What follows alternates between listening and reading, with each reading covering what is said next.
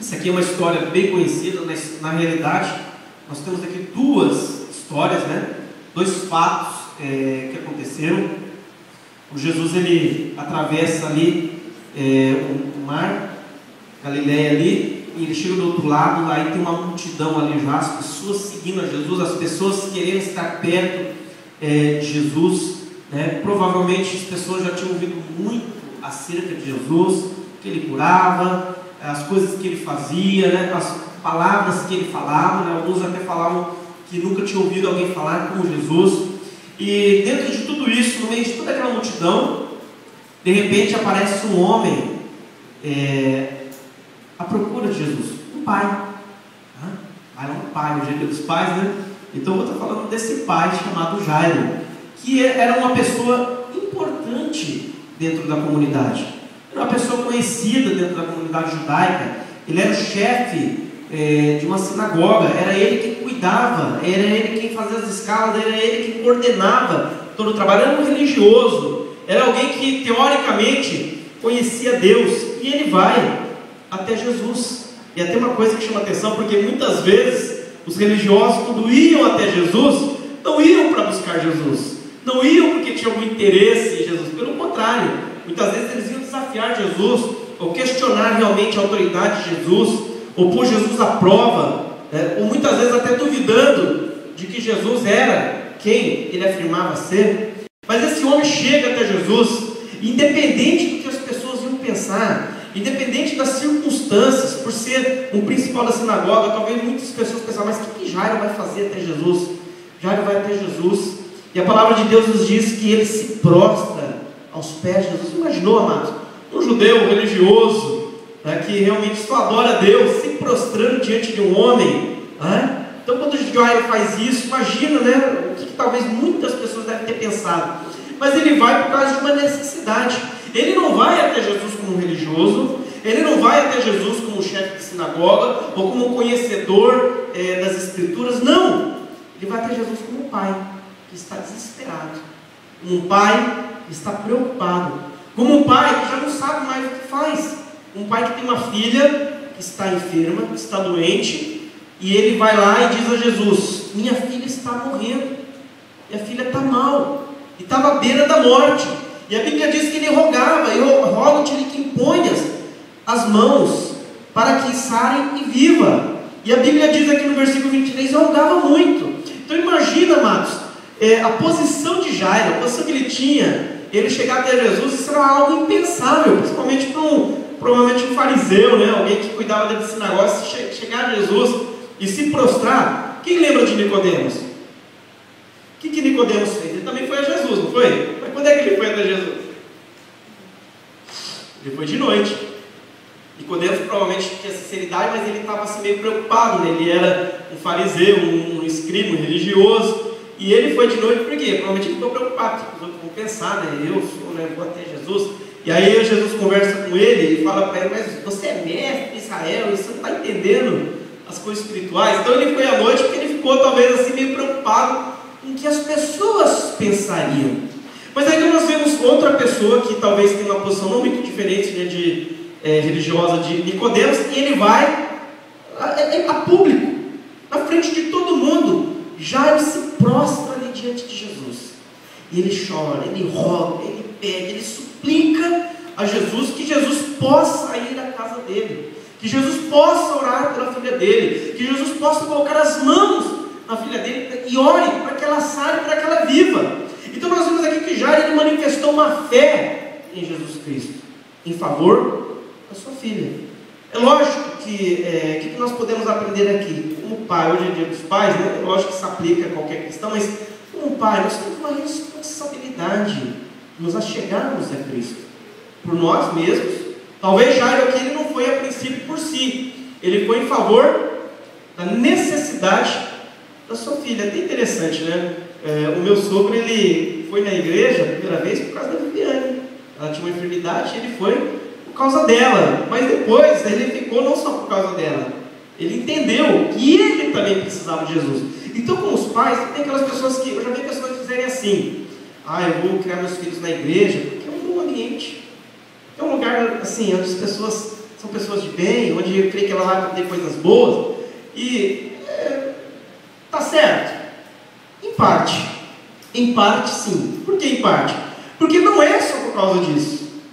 Nós não vamos à igreja, nós não congregamos, nós não somos cristãos só para dar uma boa formação para os nossos filhos. Ainda que sim, realmente a pessoa que cresce num lar cristão, que tem acesso a Deus, ela vai ter, né, se ela realmente permitir que todos aqueles valores cristãos adentrem o seu coração, é lógico que isso vai fazer diferença para a pessoa como ser humano, como cidadão, como cristão, mas existe algo além. Jairo talvez foi por causa da necessidade da sua filha, mas ali ele teve encontro com Jesus, ele pôde ver algumas coisas, ele pôde perceber algumas coisas, e ele foi porque provavelmente ele havia ouvido acerca de Cristo, do que ele já tinha feito, provavelmente, né, ele estava numa situação que ele não tinha outra alternativa, ele não tinha outra esperança, e como ele tinha provavelmente ouvido de Jesus, ele pensou, quem sabe, né, provavelmente Jesus pode fazer isso, já ouvi desse homem que curou tantas pessoas, e ele foi até Jesus.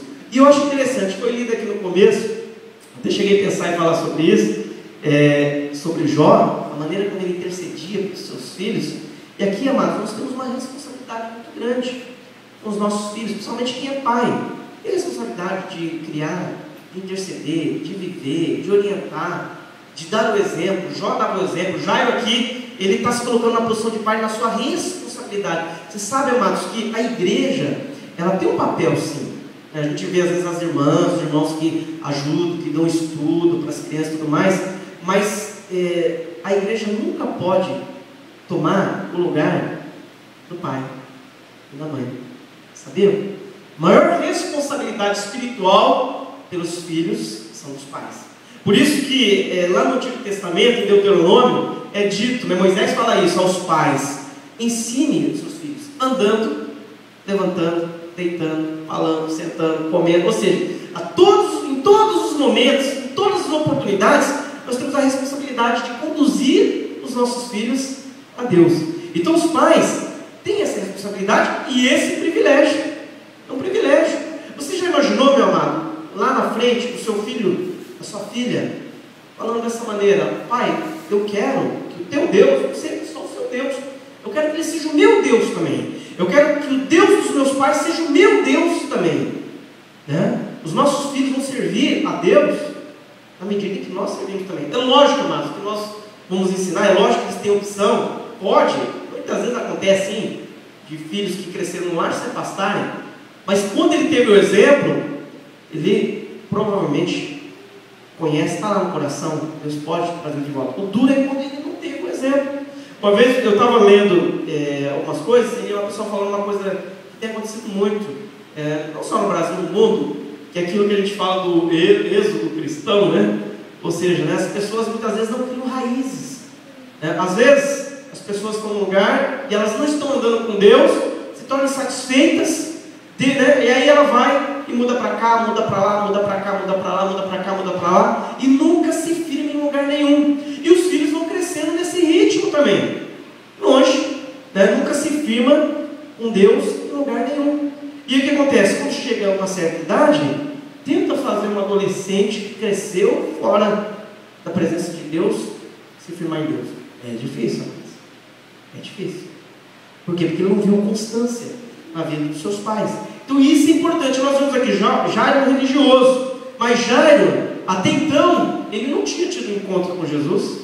Até então, ele não tinha ido até Jesus, mas como um pai, provavelmente um pai que se preocupa com sua filha, com a sua família, ele chegou um momento na vida dele que ele reconheceu que estava numa situação que ele precisava chamar Jesus, que Jesus precisava adentrar ao lar dele, que Jesus precisava ir à casa dele, e ele tomou a iniciativa de ir até Jesus. Daí a importância de nós estarmos buscando a Deus, de cada pai ter essa consciência da necessidade de Cristo na nossa vida, no nosso lar, que Jesus Cristo ele pode agir dentro da nossa família. E ele vai, e Jesus ele decide ir com Jairo. Eu acho que Jairo ali estava lá todo esperançoso, né? E Jesus está caminhando, e no meio do caminho acontece o imprevisto, né? Eu acho que Jairo não via a hora de Jesus Cristo chegar na casa dele e botar a mão sobre a filha dele e orar. E de repente Jesus para, porque alguém tocou em Jesus, uma mulher, manifestou também fé em Jesus, que foi até Jesus, e Jesus sente que dele sai poder, e aquela mulher foi curada, e ele para e pergunta, e diz: mestre, mas todo mundo está te tocando aí, como é que o senhor pergunta? Mas ele sabe que alguém tocou diferente. E eu imagino, não sei, a Bíblia não diz, mas eu imagino que Jairo devia estar assim: mas quem tocou, todo mundo está tocando. E eu acho que Jairo talvez não falou nada, mas ele devia estar: nossa, está demorando, agora ele vai ficar parado aí, vai ficar aí querendo saber quem tocou, todo mundo relando nele. Eu não sei, a Bíblia não diz, mas eu imagino que Jairo devia estar assim, ansioso para que Jesus fosse logo para a casa dele, que ele pudesse orar logo, que não perdesse tempo, porque só que ele já estava para morrer. E naquele momento aquela mulher se revela e ela é curada. Eu fico imaginando que ali talvez, né, mesmo com aquela pressa, Jairo pôde ver, né, a manifestação do poder de Deus. Ele pôde ver realmente Jesus Cristo agindo e curando aquela mulher. Eu imagino que naquele momento, eu não sei, a Bíblia não diz, mas imagino que, imaginou, você vai até Jesus, você pede em favor da tua família ou de alguém, de repente no meio do caminho você vê ele agindo, curando. Acho que aquilo deve ter enchido o coração de Jairo de esperança, né? Acho que, nossa, aquilo que eu ouvi, né, é verdade. Imaginou? Porque ele provavelmente tinha ouvido falar de Jesus. Nossa, é verdade, Jesus cura mesmo, ele realmente pode fazer isso. Mas aí, não é assim que acontece, muitas vezes encheu-se de esperança e chega alguém. Olha, Jairo, estando ele ainda falando, chegaram alguns da casa do principal da sinagoga e falaram para Jairo: Jairo, tua filha morreu. Olha, nem adianta mais você mandar Jesus. Olha, não mais jeito. Imaginou? Aquele momento, talvez, quando ele viu aquela esperança, talvez indo embora. E agora? O que Jesus fala para Jairo? Porém, Jesus, ouvindo estas palavras, disse ao principal da sinagoga: não temas, crê somente. Então nós vemos aqui, né, como o pai Jairo foi alguém que foi até Jesus, a favor da sua família. E quando chega uma situação difícil, onde ele recebe uma notícia ruim, que talvez pode estar aqui um momento de incredulidade, de dúvida, Jesus diz para ele: não temas, crê. Então também nós temos que crer, amados, né? No Pai nós temos que crer que Jesus pode agir. Nós temos que crer que vale a pena buscar a Jesus, que não vale a pena, mesmo que as circunstâncias digam que não. Tem até um hino que a gente canta aqui, não tem? Como é que era mesmo? Tem uma partezinha, faltou a memória. Quando ele lembra? O Dani que gosta dele.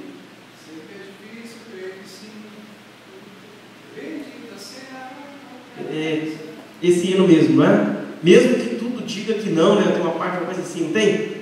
Então, aqui, a circunstância, ela é contrária. A circunstância pode ser aquela circunstância que a pessoa pode pensar: mas será que Jesus vai agir? Será que valeu a pena buscar?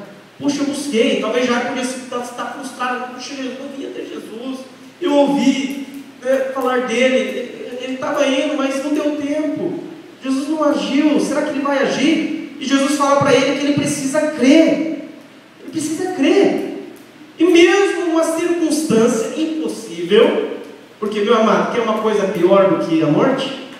Do que curar? Você está vivo, né? Essa é a ideia, né, mano? Está vivo, então ainda dá tempo, mas morreu, e agora? Às vezes as pessoas creem que Jesus pode fazer determinadas coisas, não é? As pessoas creem que Jesus podia curar, Jairo creia que Jesus podia curar, mas se ressuscitar e trazer de volta a vida? Às vezes nós somos assim também. Às vezes nós cremos que Jesus, ele pode agir em determinadas circunstâncias, mas às vezes tem circunstâncias que são tão difíceis, são tão complicadas, problemas e outras coisas, que às vezes se nós não tomarmos cuidado, nós começamos a temer, duvidar e não crer que Jesus Cristo pode agir. Mas Jesus fala para ele: já, você precisa crer, crer independente das circunstâncias, independente se você não me buscou. E assim também na nossa vida, às vezes a pessoa está com a família, a situação complicada, ou uma circunstância, principalmente o pai, né? Estou pegando aqui o pai, mas o pai por quê? Porque para o homem não é tão fácil, né? Às vezes o pessoal gosta de falar que a Bíblia diz que a mulher tem que ser feliz, não sei o quê, né? Até tem homem que quando ouve isso até cutuca a mulher, né? Escolheu? Presta atenção, né? Mas a Bíblia diz que o marido tem que amar a esposa, que o pai tem que cuidar, tem que estar disposto a entregar, que a responsabilidade dele é maior. E realmente, o homem, muitas vezes, ele se preocupa, né, com a sua família, como é que vai sustentar, como é que vai ser, se preocupa com o filho, com a esposa, e como é que vai trazer o sustento para o lar e tudo mais. E Jairo aqui, ele está nessa situação, onde ele está preocupado, ele está ansioso, e ele está numa situação onde ele, às vezes, não sabe o que fazer, não tem mais o que fazer. A única coisa que ele pode fazer é crer.